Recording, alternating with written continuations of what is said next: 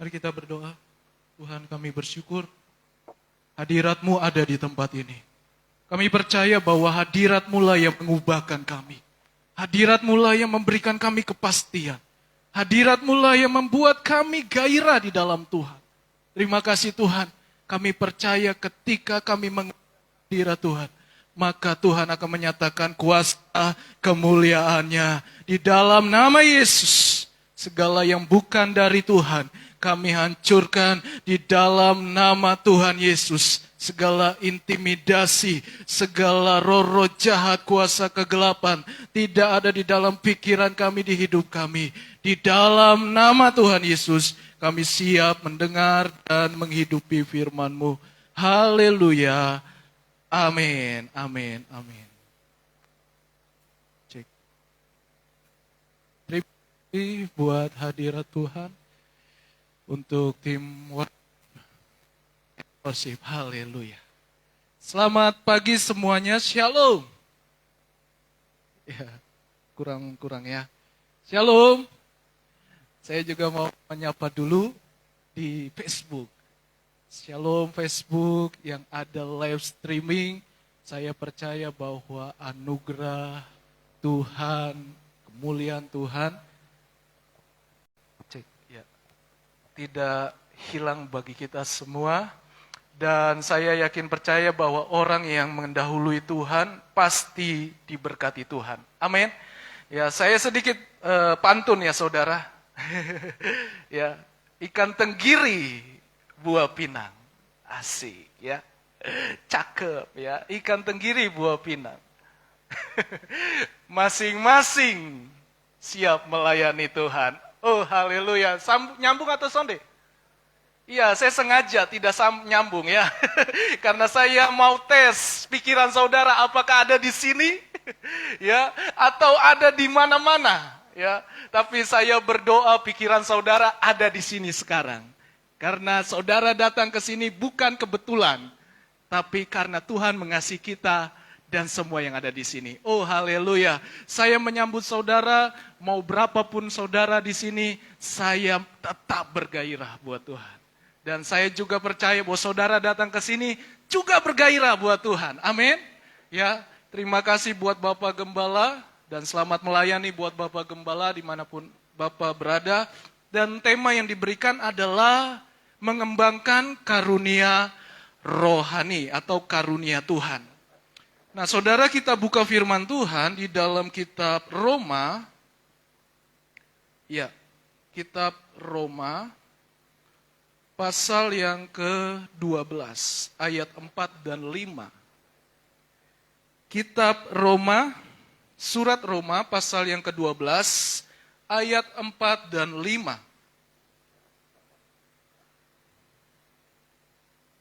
Kita baca bersama-sama. 2, 3, ya. Sebab, seperti tubuh, kita mempunyai banyak tetapi tidak semua anggota yang tugas yang sama. Demikian juga kita, walaupun banyak adalah satu tubuh di dalam, tetapi kita masing-masing adalah anggota yang seorang terhadap yang lain. Puji Tuhan. Nah saudara yang dikasih Tuhan, mengembangkan karunia Tuhan adalah tahap demi tahap, proses demi proses. Nah saudara, bahwa kita sudah menerima anugerah keselamatan yang Tuhan berikan kepada kita tanpa usaha kita. Itu bedanya orang Kristen. Kalau maaf kepercayaan lain, dia harus ada usaha. Tapi nggak sampai-sampai. Tapi kita anak-anak Tuhan cukup beriman kepada Tuhan. Bahwa dia adalah Sang Juru Selamat. Namanya siapa? Tuhan Yesus. Dia adalah Allah. Ya, saudara, kalau kita sudah menerima itu kasih karunia itu, maka kita juga akan memberikan hidup kita, betul? Ya, memberikan tubuh kita.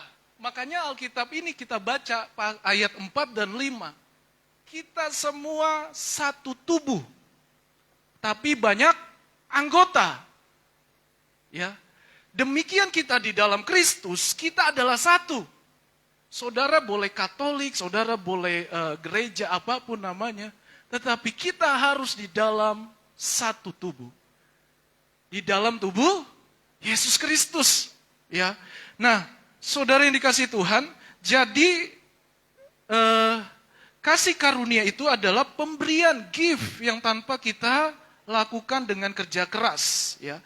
Nah, saudara, ada dua hal kategori di dalam diri manusia. Yang pertama adalah sifat alamiah atau bakat.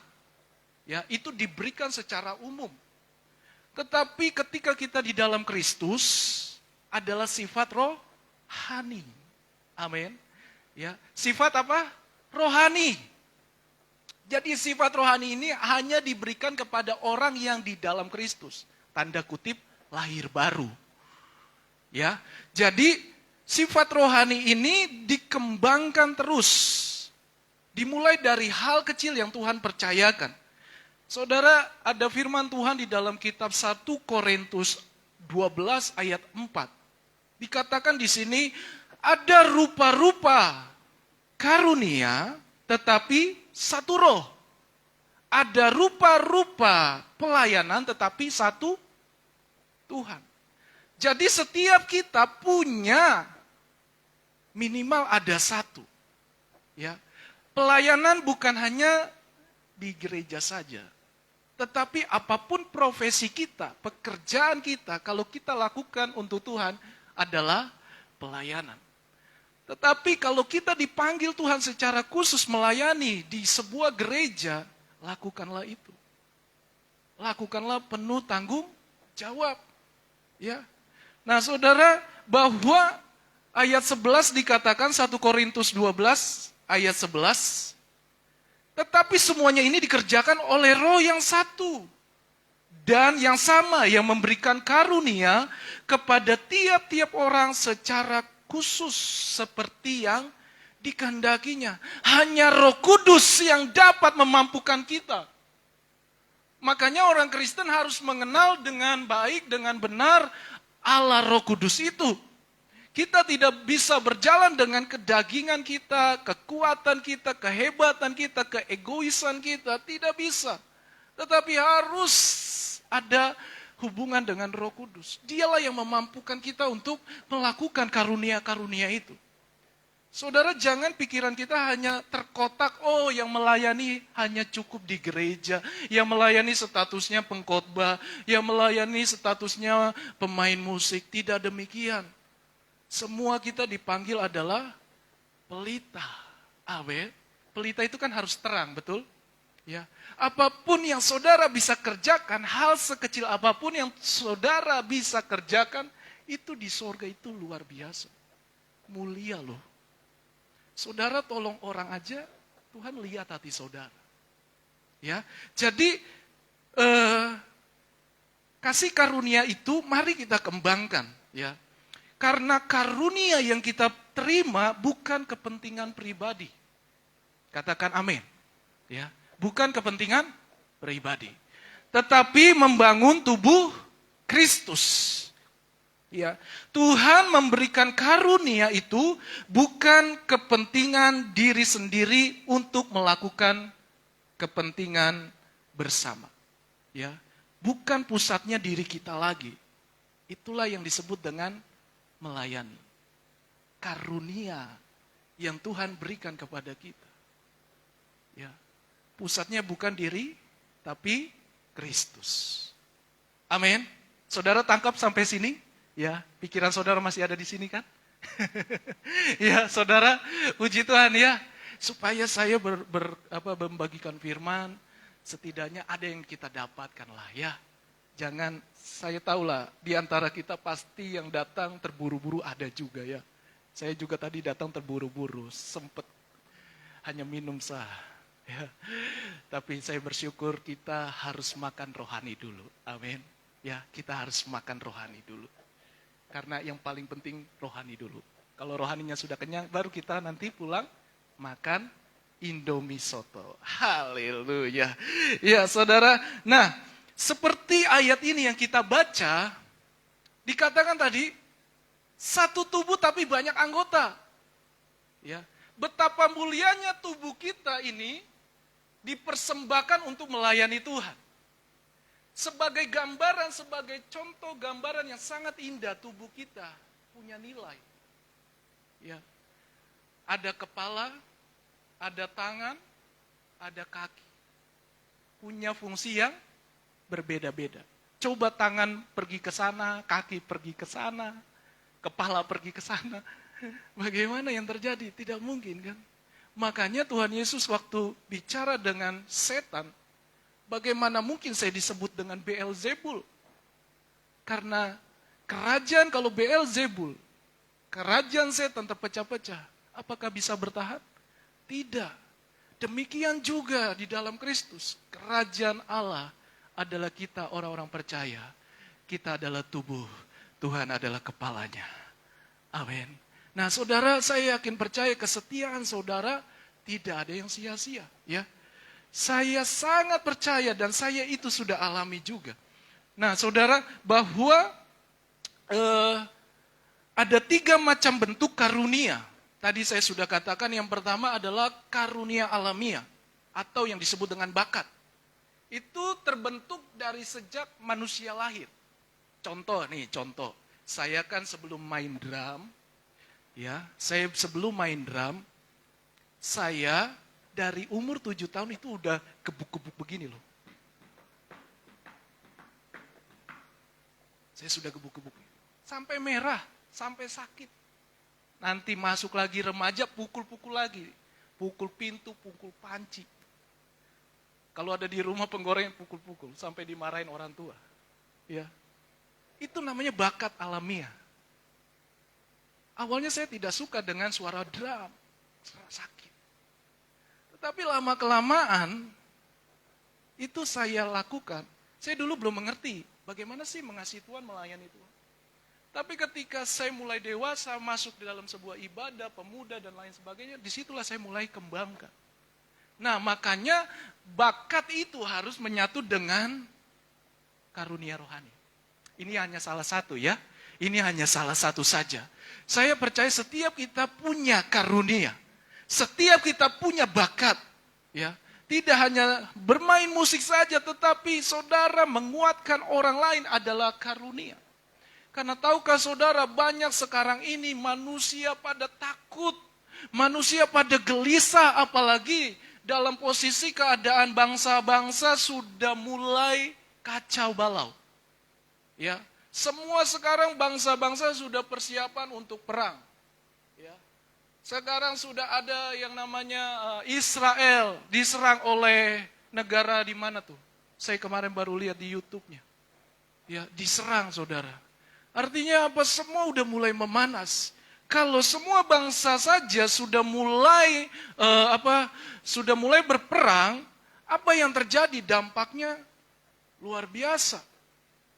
Dampaknya kelaparan, kemiskinan, kesulitan ekonomi, semuanya hancur. Kayak baru-baru ini kan masalah sedikit virus corona saja sudah rasa dunia kayak runtuh, betul? Kita duduk sebelahan saja seperti Koalik dan istri, itu tidak bisa. Ya, tidak bisa. Itu baru corona loh.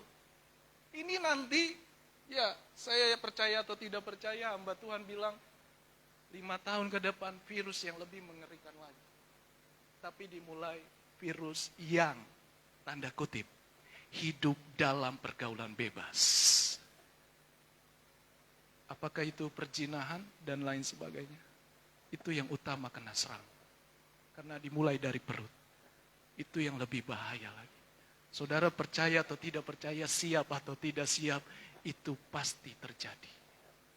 Karena apa? Firman Tuhan harus digenapi. Supaya yang kudus semakin kudus.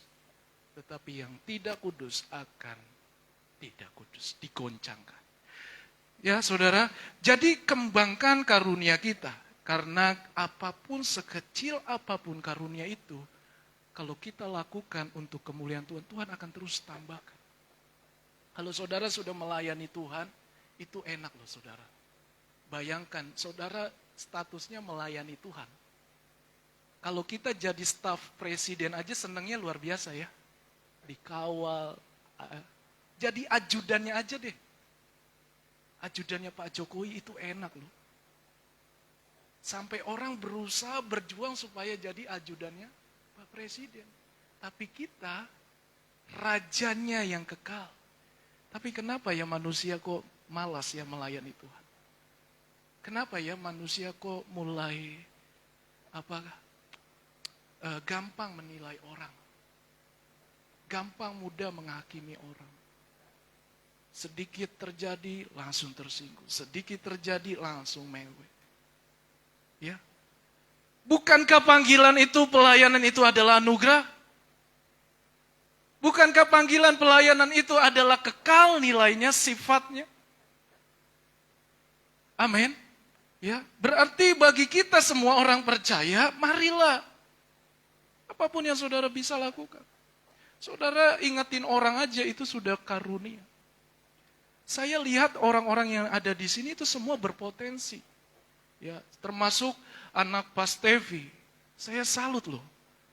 2 anaknya itu anugerah loh.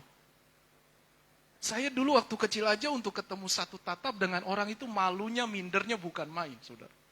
Tapi ini anak Pastevi ini bisa main musik, bisa berenang di laut, bisa main drum, bisa bernyanyi lagi. Wow ya, Michael, dilihat banyak orang.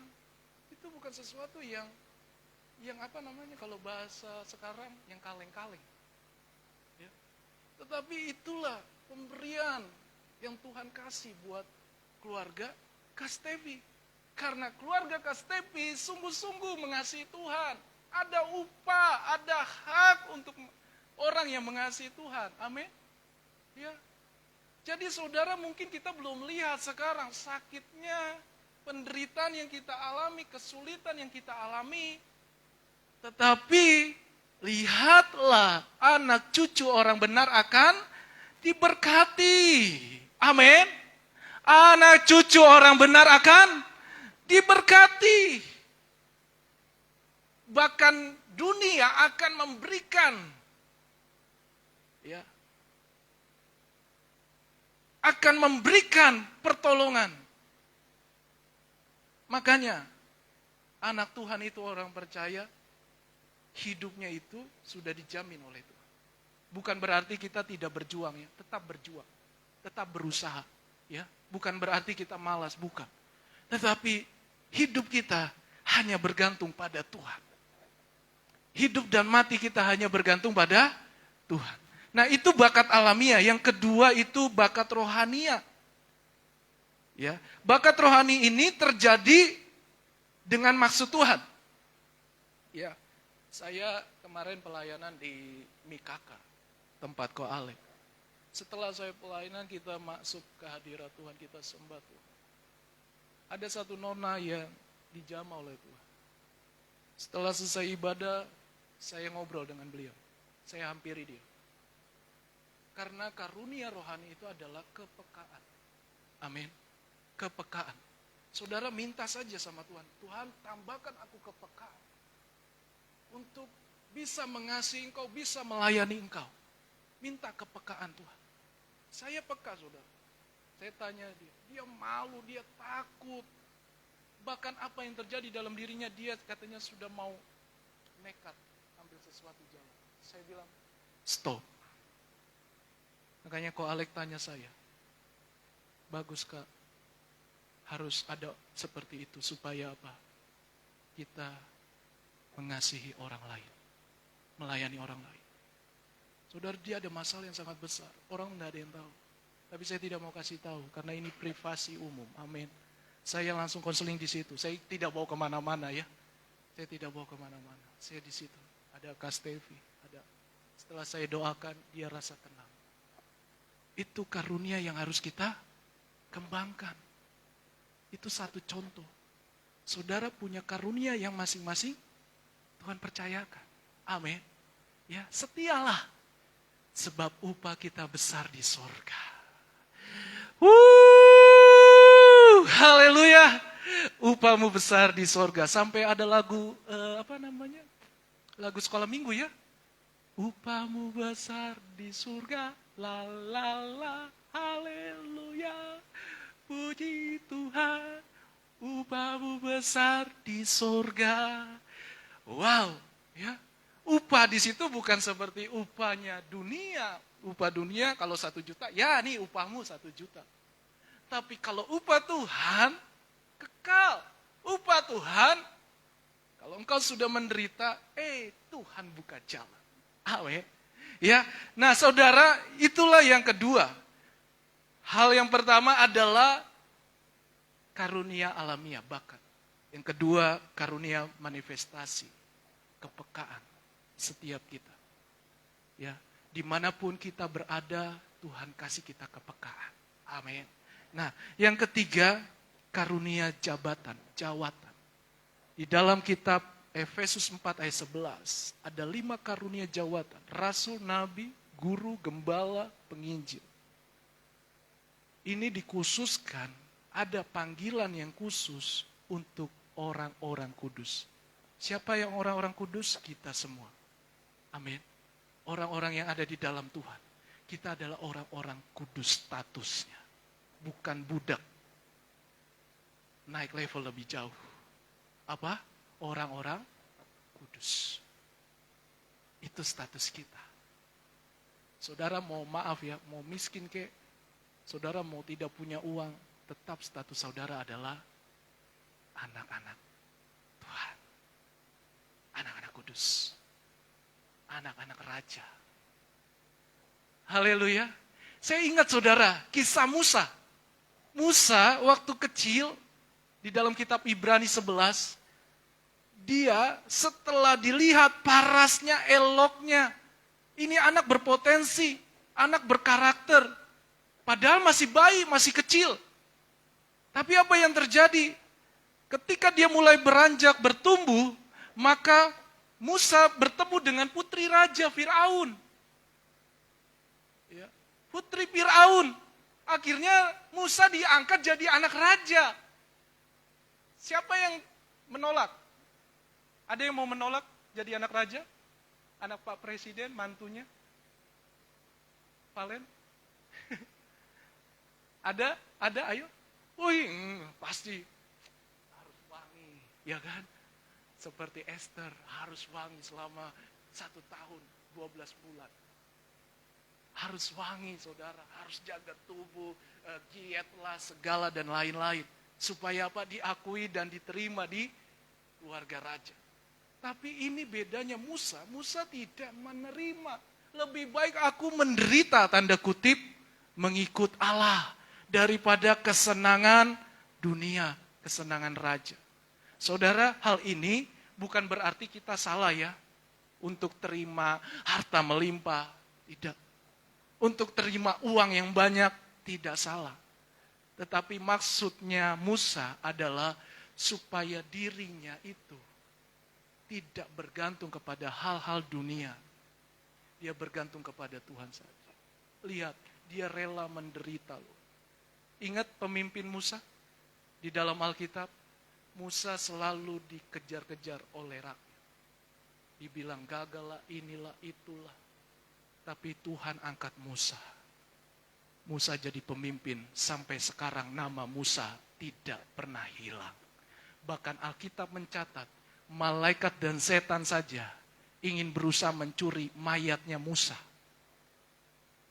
Di mana mayat Musa? Sampai sekarang tidak ketemu. Tapi malaikat Tuhan bilang apa? Kuserahkan sama bos besar pada Tuhan. Amin. Saudara, ya. Itulah artinya bahwa ketika kita mengikut Tuhan, kita tidak mudah terbawa arus. Apa intinya? Adalah melekat dengan Tuhan Yesus saja. Ya. Itu harus disengaja. Melekat dengan Tuhan Yesus. Sesusah apapun hidupmu harus melekat sama Tuhan Yesus. Kita ini terbatas, kemampuan terbatas, uang kita juga terbatas. Kita hanya arah kita ke Tuhan aja.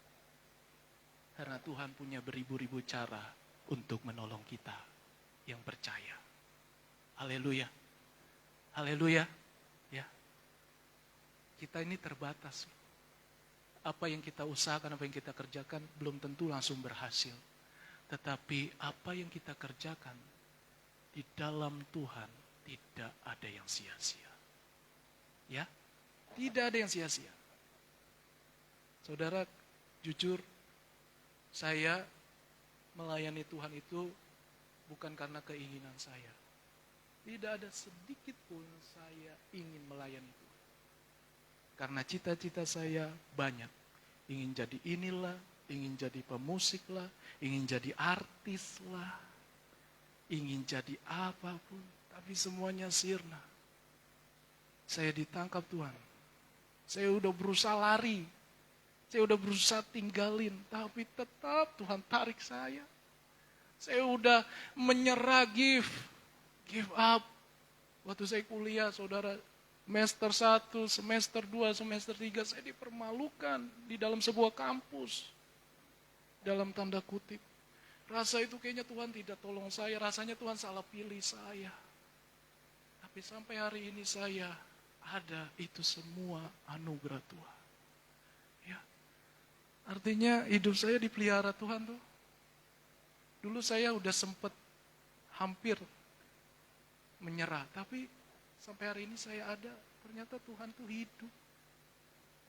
Tidak sia-sia loh orang yang melayani Tuhan loh. Amin. Ya, tidak ada yang sia-sia, saudara. Rumah saya dulu bikin komsel. Tahulah ya, daerah Jawa. Itu ditimpuk loh, saudara. Rumah bocor. Kalau kita nyanyi sedikit, langsung dibilang, tutup, stop. Jangan berisik di sini. Tapi kita tidak stop. Minggu depan lanjut lagi. Dimarahin lagi, lanjut lagi. Itu resiko.